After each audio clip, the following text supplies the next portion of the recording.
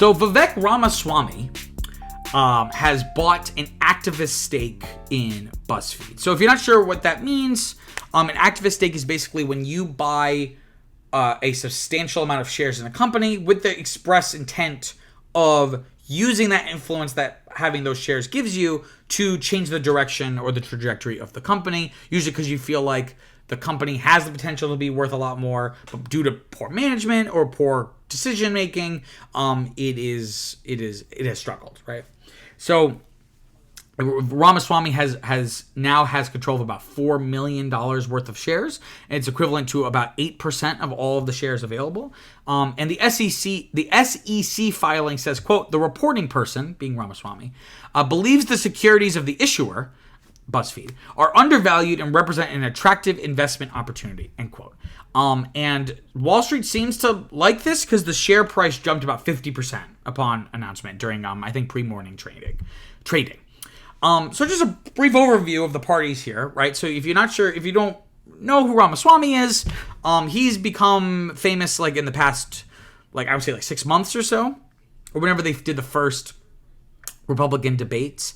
He's an entrepreneur. He founded a biotech company and then launched a quote unquote anti-woke investment firm. So you can kind of get a sense of like where he's coming from.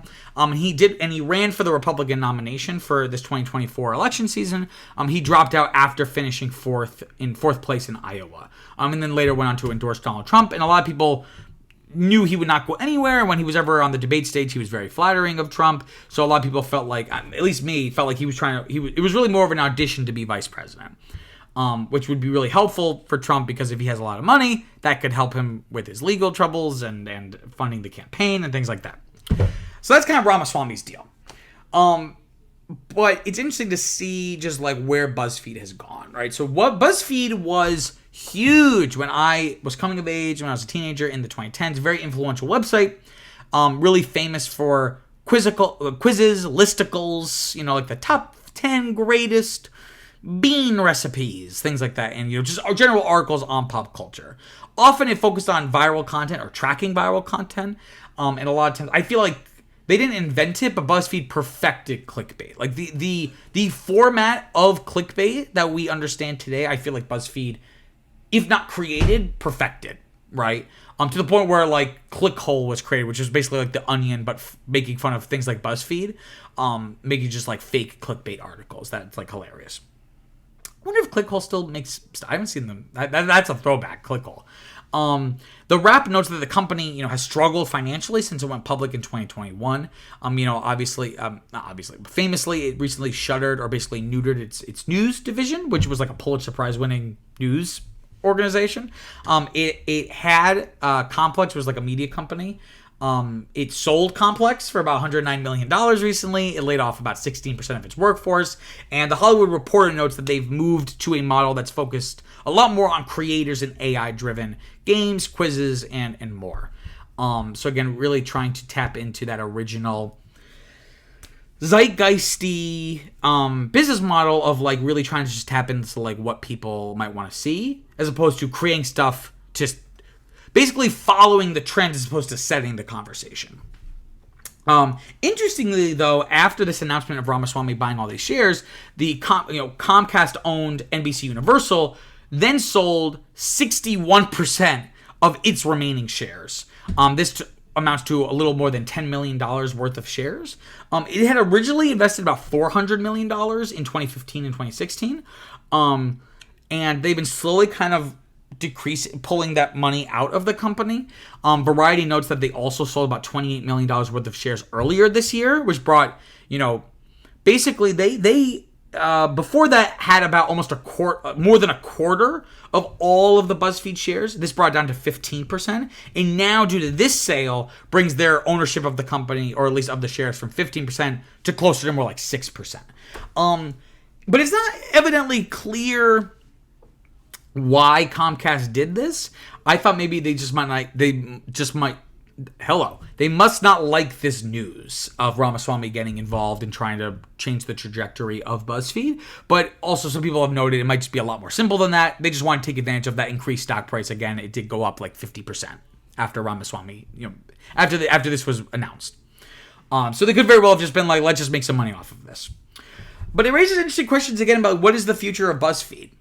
A spokesperson from BuzzFeed said, quote, BuzzFeed is purposely structured to protect its editorial integrity. We are always open to hearing ideas from our shareholders, end quote.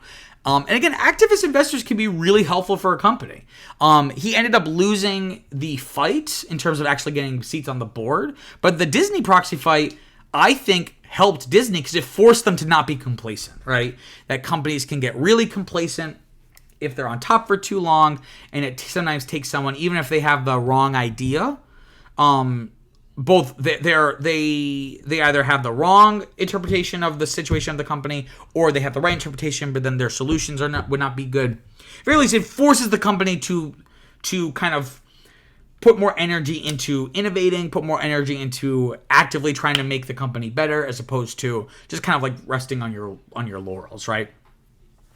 But again, BuzzFeed, I don't know what Ramaswamy hasn't indicated. What exactly is his point of view on it? Like what does he think BuzzFeed is not doing or isn't doing well, and what would he do differently?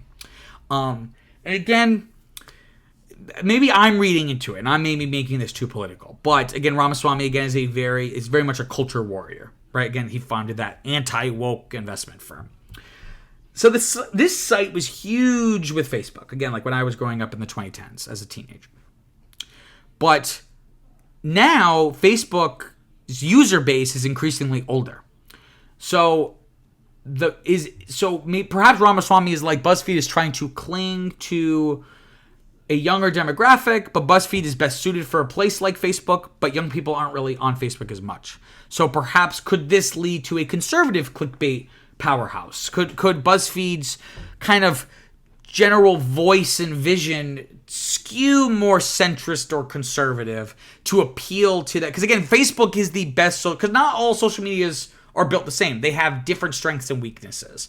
Facebook and BuzzFeed work really well together. They have a very complementary relationship in terms of their business models and what content does really well on Facebook and what's the best way for people to find content from BuzzFeed.